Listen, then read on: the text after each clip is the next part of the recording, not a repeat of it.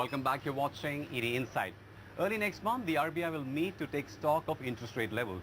And most central bank watchers are betting on a 25 basis point hike. Now that's bad news for industry because it not just affects its profitability, but also investment plans. So the question is there any other way in which to control inflation? Lakshmi Subramanian wades into the debate. The writing, or rather the drawing, is on the wall. And this time, it is the Indian government that is doing the tightrope walk. During the past year and a half, persistent inflation, especially in the food sector, has become a cause for concern. Our consistent policy has been to control inflation without hurting the growth process. We have strived for a delicate and difficult balance to achieve this. On the one hand, the government has to ensure that the Indian economy continues marching ahead on its growth trajectory. And on the other hand, it has to ensure that rising inflation does not spook the party. Chances are that the latter is beginning to unfold. Inflation has been rising despite the Reserve Bank revising interest rates 8 times in the last 16 months. A hike in interest rates of another 25 basis points could well be round the corner, and that is threatening growth. RBI's decision will really depend on arriving at the right balance between maintaining growth and controlling inflation. The RBI will have to balance the two objectives of controlling inflation and also to sustain the growth. So we have still about a week. I think they would take a close look at the data closer to the date of the monetary policy and take a decision. There is an expectation that maybe there could be another 0.25% hike, and I think that's not unusual. That is not unusual because the RBI has successfully tamed inflation, raising rates on several occasions in the past. In 2001, there was a steady reduction in policy rates because inflation was easing. This supported investment activity, which was relatively buoyant during this period.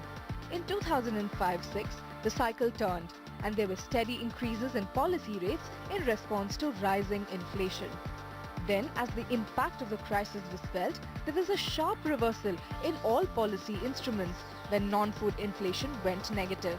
As the economy recovered, inflation also rose and the RBI got into action, raising rates once again. But raising rates is not necessarily the best answer.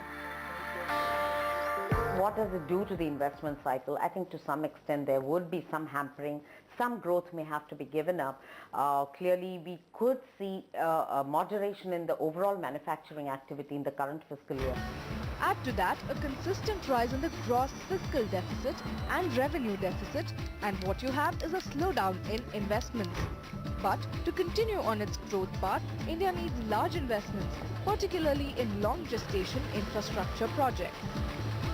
Yes, rising interest rates are making your projects a little less attractive, making you a little less interested or less inclined to invest. But the alternative to that could be a meltdown. You don't want that. So a little bit of pain now, a little bit of medicine now, with the prospect of less suffering in the future, I think is the way to look at it.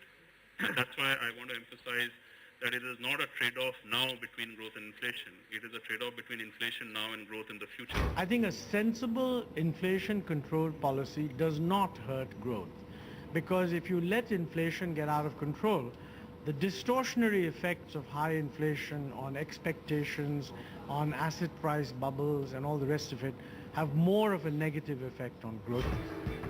So what is the right rate of inflation that does not have a negative impact on growth?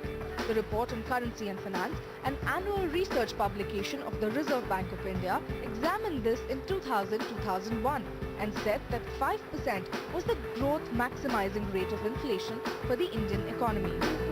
The RBI has stated that the average rate of inflation during the pre-crisis period of high growth was slightly below this number and is unlikely to be significantly higher even now. Global studies too talk of a threshold rate of inflation where there is a trade-off between growth and inflation. If inflation is below the threshold, workers and producers do not raise their wage and price demands very often because the impact of inflation is not too visible. But the relationship is reversed if inflation is above the threshold, and higher rates of inflation are accompanied by slower growth.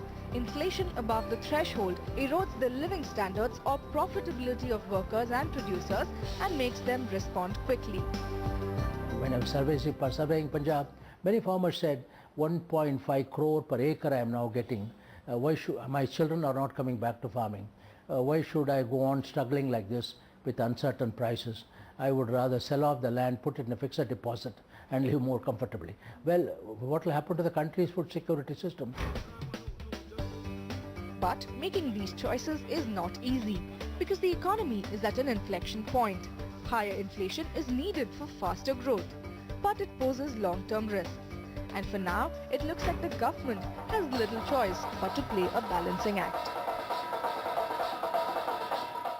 So what does India need to do to control inflation?